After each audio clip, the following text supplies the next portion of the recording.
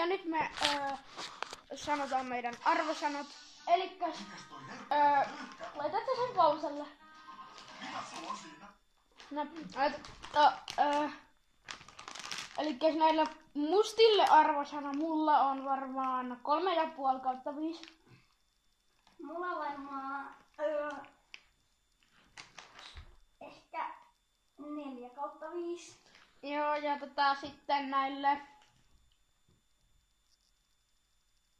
vihreille, mä en tiedä, niitä joulukuusia, niin mä katon kuvaksi. Mitä kuvaa? Niille joulukuusille arvosana varmaan 3/5. Mulla on varmaan 5/5.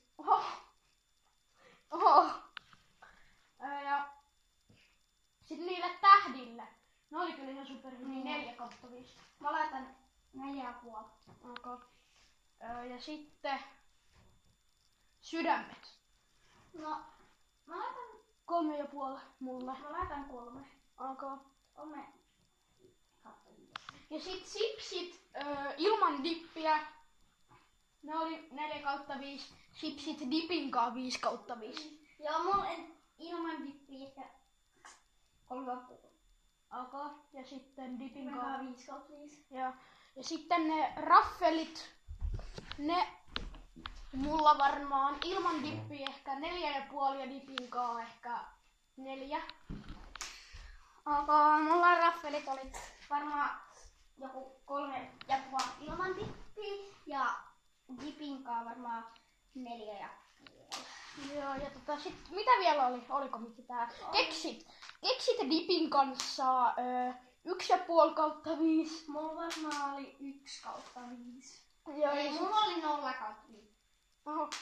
Ja sit ilman dippiä ne oli kyllä joku varmaan 3,5/5. Mulla oli varmaan 4/5. Joo, oliko vielä mitään? Oli. Mitä? No leipä ainakin, mut niin, meihän piti arvostaa sekin. Elikkäs leipä. No Seeka. 2/5. Oho, aika silleen hyvä. No mä sanon 0,5/5. Mulla on 1/5. Okay.